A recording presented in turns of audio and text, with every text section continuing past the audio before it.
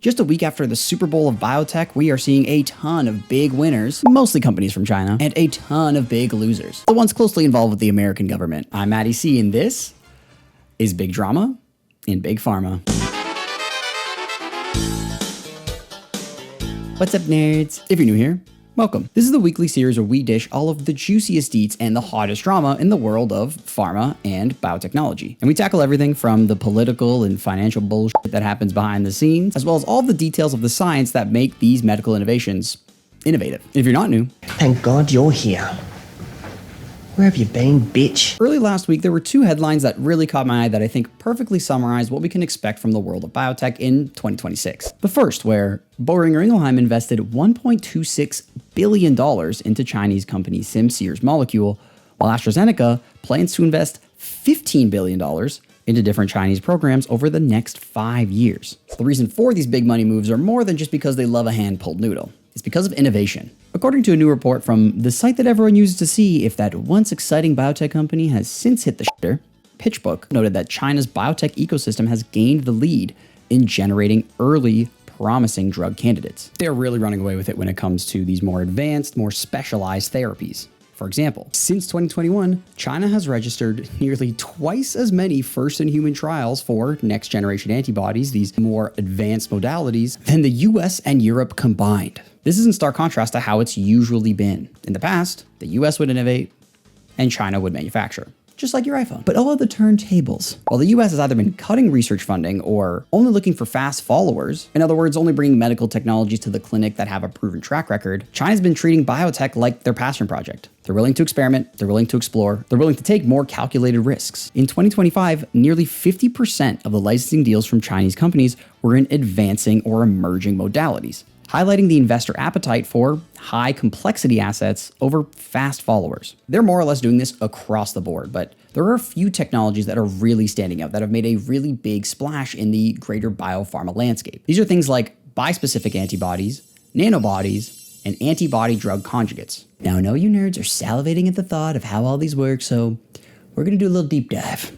Most of you are probably familiar with these things called monoclonal antibodies, or mAbs, a Y-shaped protein with two little fragment antigen binding regions on the tips and a constant fragment at the bottom. The antigen binding segment, the tips on the top, are meant to bind to disease cells or their target tissues, and the base of the Y is meant to recruit immune cells or other complement proteins to interact with and initiate our immune response to get rid of that disease target. And mAbs were nothing short of game-changing, and have pretty much been at the top of the biopharma food chain since their first FDA approval in 1986. But like all medical tech, they're not perfect, which is why everyone's looking into this next generation of antibodies. Bispecific antibodies, for example, are most often used in treating cancers. And unlike mAbs, they are able to bind to two separate cancer targets, which greatly increases the specificity of this antibody. So, for example, let's say you know that one type of kidney cancer expresses both protein A and protein B, but healthy kidney cells express protein A and protein C. Obviously, you only want to target the kidney cancer cell, so you can design a bispecific antibody that makes sure that it can bind to protein A only when there's also protein B available.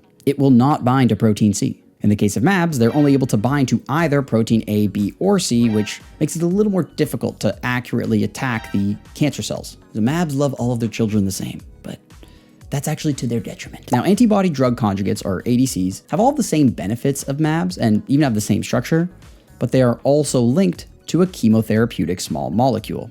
This allows the ADC to do two separate things. While the antibody section is used for targeting and immune recruitment, the conjugated chemotherapy can break off, enter cancerous tissue, and initiate cancer cell death. So these two independent treatment pathways allow for multiple routes of cancer killing. Attack cancer two ways, you really fuck it up. There are even other technologies like nanobodies, which are basically just little tiny fragments of monoclonal antibodies that are able to much better penetrate and destroy those hard to reach deep cancerous cells. We'll get to those details in another video. It's been a bit of a perfect storm, a mix of over a decade of good investment in the sector from the government and from other Chinese VC firms, Chinese companies being able to research and develop much quicker and cheaper than pretty much anywhere else in the world, and a historically bad year for American biotech and biopharma due to a number of political issues. More about that later. It's much easier for Western companies to acquire de-risked medical assets, ones that are proven in Chinese clinical trials and they just need to port them over across the ocean, than it is for these Western companies to go through a full merger and acquisition. It takes them less time and less money to do it this way. Now, personally, I would love it if my home and native land was able to help in on some of these innovations, but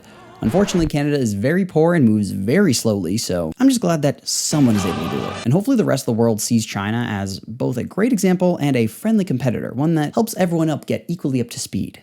Meanwhile, the US is doing everything they can to slow down. A recent report from the Rare Disease Coalition claims that around 200 rare disease therapies are at risk of losing eligibility for a pediatric priority review voucher. That could mean $4 billion in missed revenue for already cash-strapped biotechs. You probably already gathered this, but this is specialized treatments for children. Treatments that serve patient populations where 95% of them do not have a targeted therapy. Let's back it up here for a second. Since 2012, the US has had a priority review voucher program for rare diseases.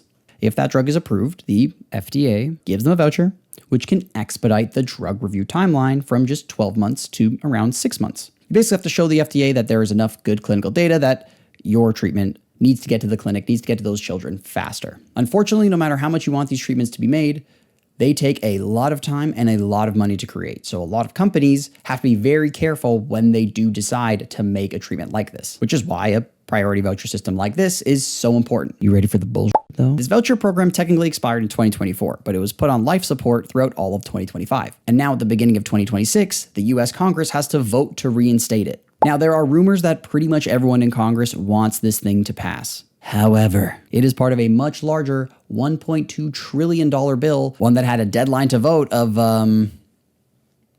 3 days ago. So if Congress doesn't vote this through, the Rare Disease Coalition estimates that $4 billion in total operating and funding costs go down the drain. You don't have to think for very long to know that is absolutely devastating for any of the families that have children with rare diseases. But don't worry everyone, there is hope. FDA Commissioner Marty Makary is very much on top of this. This is one of his top priorities. He has been pushing rare diseases, especially in pediatric cases. Now he generally is, how do I say this nicely? Incredibly good at his job. This is maybe the only thing I agree with him on. So we really have to cross all of our fingers and toes that he's able to get this across the line in time. But I think the fact that it's taking the US government so long to pass this, something that is so obviously a yes, and it's wrapped up in so much unnecessary nonsense, is just a microcosm of what exactly is happening in the biopharma industry in the US. Now, I don't want to toot Mr. Shoeshorn too much, but if this scenario was happening in China, this vote would have been cleared well over 3 days ago because they have way more foresight and are way more understanding of how the system works. Another example of the US just crumbling these days is how they're still putting pressure on vaccine companies. It's the year of our Lord 2026, and we still have government officials spreading misinformation about vaccines. Two companies, Valneva and, you know this one, Moderna, are all having vaccine program problems because of, in the words of Pfizer CEO Albert Bourla, anti-science vaccine policies in the US. Now, at this point, you're all probably familiar with how certain members of the US government feel about vaccines. And if you haven't heard of RFK Jr.'s $500 million defunding of vaccine research contracts and replacing a vaccine advisory committee with known anti-vaxxers, well, now you know. It's this continued pressure that has forced Moderna to stop their phase 3 clinical trials after so many years, billions of dollars, and many, many patients, because they know that they will have unnecessary hurdles when trying to get this approved in the US. But invalidating every single vaccine technology is genuinely idiotic. Cancer vaccines, for example. You give someone a little bit of their own cancer that they already have, and it tells the immune system to kill it. So it's situations like this where the US government is taking the funding and the safety net out of their own innovators while China is investing more heavily into them. It's no surprise that the US is grossly losing the biotech race. I feel like every video where I talk about the US, I need to do breathing exercises. It's so ridiculous. But it's not all doom and gloom. There were a significant number of other innovations on top of the ones that we talked about earlier that were making headlines this week. We're gonna put on some nice soft jazz and head on over to the innovation corner. Eli Lilly is expanding their footprint into genomic medicines, announcing an agreement with German-based startup Seamless Therapeutics to develop treatments for hearing loss. A little bit more on that. Seamless engineers and programs these things called recombinases. These are different types of enzymes that rearrange DNA in such a way that they can precisely pinpoint and modify specific areas of the genome. Through this deal, Seamless will design certain recombinases to correct mutations in unspecified genes of interest in hearing loss. Personally, this is fascinating to me because these days, anytime someone talks about gene therapies and gene edits, you always hear about CRISPR and CRISPR-Cas9, which is an amazing technology for sure. But seeing that the biggest pharma company in the world right now is willing to invest a ton of money into this kind of technology is very exciting. They're already the richest company. They could be resting on their laurels, but they are going out of their way to innovate. And I think what's most important is the effect that this has on the people. We're talking about children who can now hear to their full potential. We're able to listen to the sweet sounds of music or hear their favorite cartoons in the morning. Bluey is gonna hit so astronomically different after this. But seriously, it's this kind of stuff that really makes me love the industry and really gives me hope that it's not all just doom and gloom. These next innovations are very exciting for people like me who have crusty ass red skin disease, also known as atopic dermatitis, also known as biotech company Corvus hit their phase 1 milestones for their oral eczema treatment. Eczema is a form of inflammation in the skin.